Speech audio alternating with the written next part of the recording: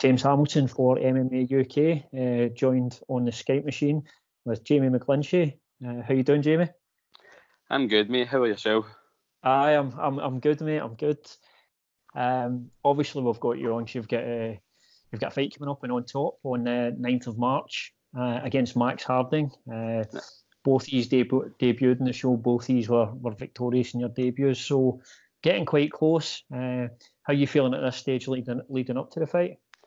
I'm looking forward to it, man. I'm pretty much just wanting to get in there as soon as possible. I feel like I've waited a lot longer than I wanted to get in for the second fight. So obviously I was meant to fight in September and had to pull out for some reasons. So, but I'm itching and ready to get going. Yeah, so it was June you fought and beat Tony Stewart. Obviously, right. So it's been a wee bit of time, and I think if I'm not mistaken, you've had some big changes as well. You're a father as well, yeah. Yeah, I've had a kid. That's how I actually had to pull from my last fight. Everything was just coming all too soon, too quick. I was just trying to carry too much, and it was just the stress was getting to me a bit. So just had to take a back seat for a wee month or so, then back in the gym again. So this is me itching to go. So before we get to the fighting aspect, how is fatherhood treating you? How has that been for you? A lot of sleepless nights. Other than that, good, loving it. It's next level, something different, man. Absolutely. How old your wee one at the minute? 5 months. 5 months. So you're in the sweet period now where they're not walking yet. No, just teething constantly. So it's hard work. Aye, trust me, mate. I know. I've got one around. I've got another one coming. So I'm a glutton for punishment. Is it a wee boy you've got? Yeah. A wee boy, yeah. Wee boy, brilliant. Well, obviously we'll go back to the fight. So you're fighting Max Harding, who trains out of Obsidian. Like I say, he debuted in the show. You'd fought in June. He fought in November. Do you know much about Max at all? Did you manage to see his last fight against the lad from? I'm trying to think. He was up in Inverness, the lad he beat. Lucas Davidson. I was actually at the show, so I did see it. But I'm not too fussed about what he can do, what he's about. So just more interested in what I'm going to be doing. And for you as well, what's your sort of? I know you obviously have the lot going on in your personal life. But what have you been doing in the time period since your last fight? How often have you managed to get in the gym, and how much do you feel you've developed as a fighter leading into this one? I'm still in the gym 5-6 days a week, especially since Christmas time onwards. Anyway, I've been strict with my diet since then. I mean, I'm practically on weight already. My grappling's became on leaps and bounds since then as well. I'm comfortable standing up anyway, but that's just improving. And like I said, I'm ready to go. I'd fight this Saturday if it came to it. Yeah. How big a part of it? So obviously you're training the grip house, and you've got guys like obviously Rhys McEwen and that in there. How big a part is it having guys like that to help you develop as a fighter? Oh, massive. I mean, you're only as good as the people you're training with, and as long as I'm training with people like that, and I'm going to be constantly striving. I mean, no offence, I don't think he's going to be training with the calibre of people that I'm training with, so it can only benefit me more. So does that almost then give you a sort of sense of confidence knowing the guys you've got there to lean on, to spar with, to get that sort of experience? Does that almost give you confidence leading into the fight? Yeah, absolutely, man. I mean, if I'm not losing rounds in the gym, then I'm not getting any better. So if we've got people there that just constantly push me week in, week out, then the more I'm just going to improve. And I'm not going to get any worse in there than I'm going to get in sparring. So I'm not to worry about. And the other thing as well is I see a lot of guys for the grip house when I'm over at a higher level, or pop in there. Have you managed to get any time over at a higher level? Have you been through there to get some training in?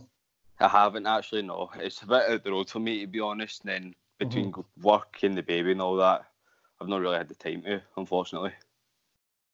Yeah. So obviously that's one thing you've mentioned there is work. It's something I always like to ask guys, so people watching these interviews understand how hard it is for amateur fighters just breaking through the scene. How difficult a balancing act is that? Work, not only work, but obviously you've got fatherhood, a partner. How hard is it juggling all that and getting the training in? As long as I'm in the routine, then it's not too bad, to be honest. But like, it's hard, and it's hard for my girlfriend as well. I won't lie, but she's fully supportive about everything I'm doing. She sees I'm not half-arsed about it, so she's right behind. And she wasn't actually at the first fight because she was pregnant, so she's looking forward to this one. So she can actually go there and watch you put what you're doing in the gym into practice in the cage. Pretty much, yeah. She's nervous, but she'll enjoy it. Yeah, I'd imagine she would be. It's going and watching friends fight and stuff like that. Obviously, this would be more difficult, but it's very much hard. And you hear from coaches who used to fight, who obviously it's harder coaching and watching guys have trained fight. So, but it's going to be difficult. But she's there to support you. I guess that's the main thing. Absolutely. And looking ahead to this year, obviously you've got a tough fight in Max coming up. But which sort of, have you got any ambitions this year what you want to do, or how many fights you want to get in, and how active you want to be?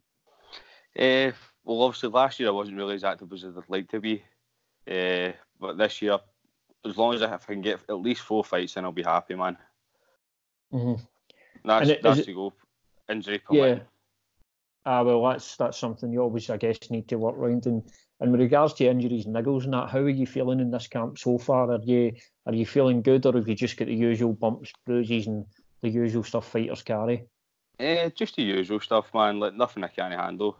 As long as I can walk, I'll be in there. That's the main thing. Perfect. Well, listen, thanks very much. I know it's late, Jamie. Thanks for giving us some time tonight, mate. I really appreciate it. And before we let you go, now I know you've been active with sponsors and stuff like that. So, is there any sponsors you'd like to give a wee mention to? Yeah, Kyle Financial Limited, Clyde Payroll Solutions, Lunch Glasgow, Mac Wright, and SoFX Trading. Try to remember all that there.